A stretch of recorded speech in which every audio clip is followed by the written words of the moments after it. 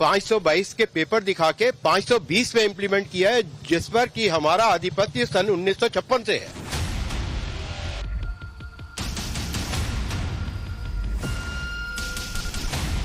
पहले कहलाता था फिरोजाबाद भांगर, फिरोजाबाद खादर और गयासपुर। इसमें हमारी बहुत प्रॉपर्टियां हैं। गयासपुर कहलाता है निजामुद्दीन से रिलेटेड जितनी भी प्रॉपर्टियां हैं गयासपुर कहलाती हैं। काले खां की प्रॉपर्टी है ये, और ये जो इंद्रप्रस्थ पार्क है, ये सब हमारी जमीनों में बना हुआ है। ये कोई भी आचार संहिता लगती है उस समय ताबड़तोड़ काम करते हैं। वो जो 2-3 महीने निकलते हैं इसीलिए इनका ये इतना कंस्ट्रक्शन भी हो पाया। 9,40,000 एकड़ में फैली 8,65,000 संपत्तियां, जिनकी कीमत आंकड़ों में 1.25 लाख करोड़ ठहरती है, वो यूं ही वक्फ बोर्ड की प्रॉपर्टी नहीं बन गई। रेलवे और सेना के बाद यूं ही वक्फ बोर्ड की जमीनों का विस्तार नहीं होता गया। वक्फ बोर्ड पर ऐसे आरोप लगाने वालों की फहरिस्त बहुत लंबी है, दिल्ली टू भोपाल और लखनऊ टू हैदराबाद, और इसीलिए सरकार ने मनमानी रोकने की तरफ कदम बढ़ाए तो मौलानाओं की जमात में हाय तौबा मच गई। गवर्नमेंट की जो पॉलिसीज है, अब तक का जो उनका रवैया है, उससे ऐसा लगता है कि ये जो उसमें तब्दीलियां करके जो कुछ जमीन वक्फ बोर्ड के तहत है, जो मुसलमानों ने दी, मुसलमानों के लिए दी, उसको हुकूमत छीनना चाहती है। हालात दिन ब दिन खराब करती जा रही है सरकार की मंशा लगता है यही है कि धर्म के नाम पे, हिंदू मुस्लिम के नाम पे सब इस तरह की करते रहो, बस यही एक जरिया रह गया है। इस तरीके से अगर देश के अंदर काम होगा तो हमारे अंदर खास तौर से मुस्लिम्स के अंदर एक भावना ये पैदा होती है कि साहब हमारे साथ ये सब क्यों किया जा रहा है। मकसद इनका वो नहीं है, दिखावा कुछ होता है, करना कुछ और होता है। ये सिर्फ राजनीति हिंदू मुसलमान के नाम पर बांटने का काम करते हैं। वक्फ बोर्ड एक्ट में मोदी सरकार बहुत बड़े बदलाव की तैयारी कर चुकी है। जबरन कब्जे की ताकत देने वाले सेक्शन 40 पर कैची चलाने की टाइमिंग तय हो गई है, तो मुस्लिम मोहल्लों में नया नैरेटिव बनाना शुरू कर दिया और इसकी कमान संभाली है मौलानाओं ने। मैसेज भिजवाया जा रहा है कि मोदी सरकार मुसलमानों की जमीन छीनना चाहती है, इसलिए कानून का विरोध करने के लिए सड़क पर उतरने की अपील की जा रही है। ये कहकर चेताया जा रहा है कि आज वक्फ की जमीन जाएगी तो कल तुम्हारी जमीन भी हड़प ली जाएगी। जबकि फैक्ट क्या है, वक्फ से जुड़े लोग ये नहीं बताते। ये सच छिपाया जाता है कि असल में लोगों की जमीन पर कब्जा किसने किया है। हमारी आधिपत्य की जगह है 27,000 स्क्वायर फीट, जिसपे इन लोगों ने कब्जा किया हुआ है। कब से कब्जा करके बैठे? ये कब्जा अभी 19 से चालू किया है इन्होंने। हाँ जी, जैसे ही कांग्रेस राज आया है वैसे ही उन्होंने ताबड़तोड़ काम किया। यहाँ के ही विधायक नेता और उससे और वहाँ उस तरफ भी हमारा तकरीबन 2700 स्क्वायर फीट जगह इन्होंने छीन ली हुई है। वो तो सन 90 में हम पे चाकू छुरी लेके आए थे, यूं करके दिखा रहे थे और कह रहे थे कि आप एक तरफ रहिए, नहीं तो हम आपको भी नुकसान पहुंचाएंगे। इस तरीके से उन्होंने वहां उस जगह को तो घेर लिया। भोपाल के रहने वाले सतीश गांधी वो तमाम दस्तावेज दिखाते हैं जिसमें वक्फ की हेराफेरी का जिक्र है। मसलन खसरा नंबर 520 को खसरा नंबर 622 बताकर वक्फ ने अपना कब्जा जता दिया और फिर चुनाव की आचार संहिता के दौरान कंस्ट्रक्शन कराना शुरू कर दिया। तमाम कानूनी लड़ाइयों का सहारा लेने के बाद वक्फ की इस मनमानी पर रोक लगी, लेकिन दूसरी जगह मौजूद कई एकड़ जमीन पर कब्जा कर लिया गया। 55 साल से मैं यहाँ रह रहा हूँ। पहले कभी भी मैंने ओकाक का नाम ही नहीं सुना था।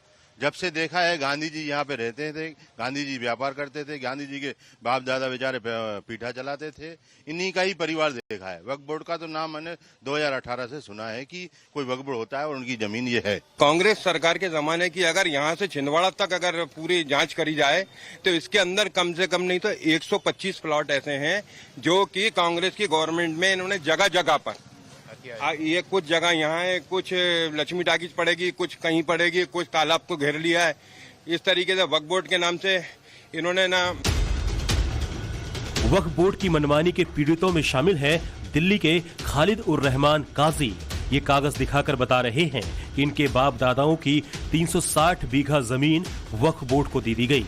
ये जमीन का नाम मुंह जबानी बता रहे हैं कि वक्फ बोर्ड ने हड़प कर कैसे उसे सस्ते दामों पर बेच दिया। खालिद उर रहमान काजी का कहना है कि उन्होंने अपनी प्रॉपर्टी को लेकर अरशद मदनी से भी मुलाकात की, लेकिन कोई रास्ता नहीं निकला। अब थक हार कर मालिकाना हक के लिए कानूनी लड़ाई लड़ रहे हैं।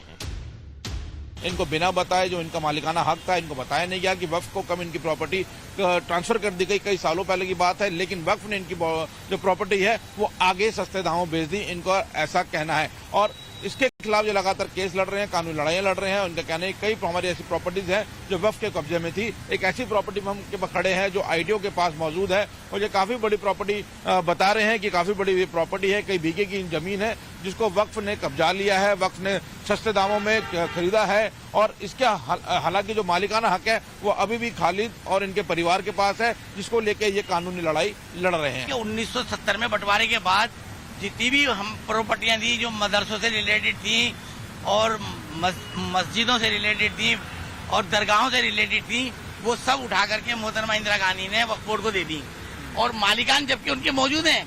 अब किसी को क्या पता कि हमारी प्रॉपर्टी वक्फ बोर्ड में गई हुई है या नहीं गई हुई। फिर अखबारों में नोटिफिकेशन आया कि ये प्रॉपर्टियां जो है ना वक्फ बोर्ड में दे दी गई हैं। कोई अखबार पढ़ता है, कोई नहीं पढ़ता, किसी को पता ही नहीं चल पाया कि ये वक्फ बोर्ड में कब में चली गई। वक्फ बोर्ड के पीड़ित न्याय की गुहार लगाएं तो कहां, अपनी जमीन को वापस पाने की आस लगाएं तो किससे, क्योंकि वक्फ बोर्ड के खिलाफ किसी कोर्ट में अपील नहीं की जा सकती। वक्फ बोर्ड ने अगर अपना कब्जा बता दिया तो मालिक को यह साबित करना पड़ता है कि उसकी जमीन है, ना कि वक्फ की।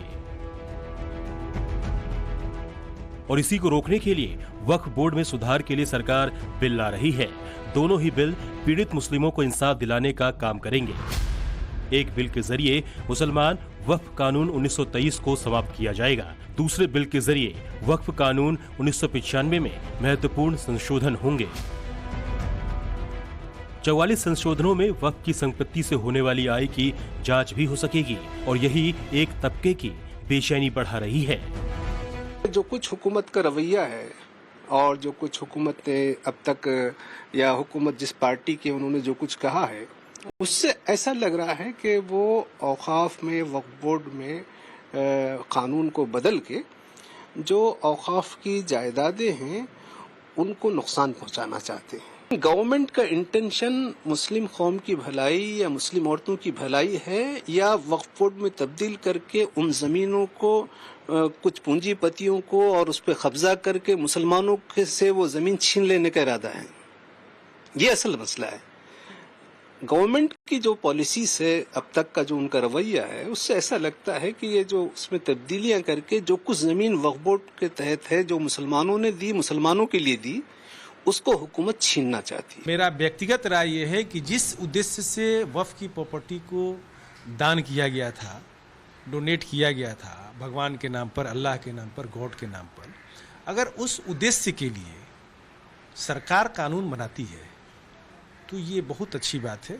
उसके लिए सरकार का बहुत बहुत शुक्रिया। अगर सरकार सुधार करना चाहती है तो फिर विरोध क्यों? क्या इसलिए परेशानी है कि नए प्रावधानों के बाद वक्फ को अपनी संपत्ति जिला मजिस्ट्रेट के दफ्तर में दर्ज करानी होगी, या फिर एक्ट में बदलाव के बाद वक्फ की मनमानी के खिलाफ कोर्ट में होने वाली अपील होने से दिक्कत है? बदलाव के बाद महिलाओं को भी सदस्य बनाया जाएगा। क्या ये वक्फ बोर्ड को हजम नहीं हो पा रहा? मुस्लिम मोहल्लों में नया नैरेटिव बनाया जा रहा है। कोई नाम लेकर तो कोई इशारों में मुसलमानों को भड़काने में जुट गया है। ऐसे कानून और बिलों का हवाला दिया जा रहा है जो मुस्लिम समुदाय की बेहतरी के मकसद से मोदी सरकार ला चुकी है। अगर लड़ाई छेड़ दी जाए तो साथ दोगे कि नहीं दोगे? चारों तरफ से आवाज आनी चाहिए। अगर तेरे बेटों के मुस्तकबिल की जंग छेड़ूं तो साथ दोगे कि नहीं दोगे?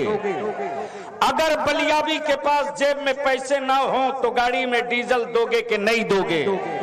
अगर कह दे कि चलो निकल चलो पटना, एक मर्तबा दिखा दो टोपी और नबी की इज्जत का झंडा, निकलोगे कि नहीं निकलोगे? खामखा डर जाते हैं मोदी से, योगी से, और यही लोग आपके कुरान को बदलने के लिए कानून बना रहे। पता है, कुरान को बदलने के लिए यूसीसी बनाया, यूनिफॉर्म सिविल कोड, आपके कुरान को बदलने के लिए, आपकी शरीयत को बदलने के लिए। मतलब जो कानून से वो कुर्सी पर देर तक बैठे रहेंगे वो बनाएंगे और नहीं बनाएंगे। एक कानून क्या, यूनिफॉर्म सिविल कोड जब आएगा, आप लोग समझ रहे होंगे कि भाई मौलाना लोग यूनिफॉर्म सिविल कोड बोल रहे हैं, क्या है मसला? मसला यह है कि उसमें 15-16 जो ड्राफ्ट है, अगर ये सिस्टम आ जाएगा तो अभी इस्लाम में 4 शादी की इजाजत है, तो उस वक्त एक ही शादी कर पाएगा, 4 नहीं कर पाएगा।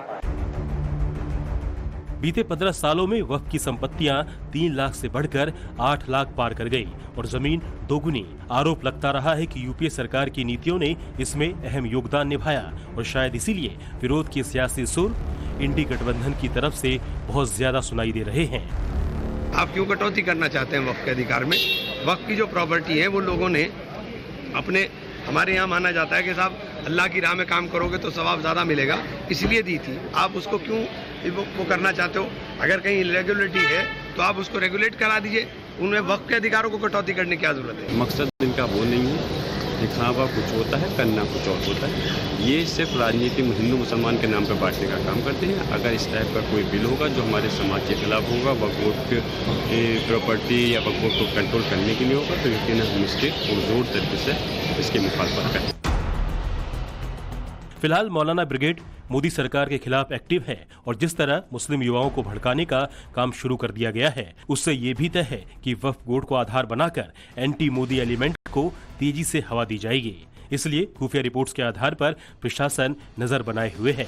हिदायत दी जा रही है कि भड़काओगे तो बच नहीं पाओगे। भोपाल से मकरंद काले और दिल्ली से मोहित ओम के साथ ब्यूरो रिपोर्ट, टाइम्स नाउ, नव भारत।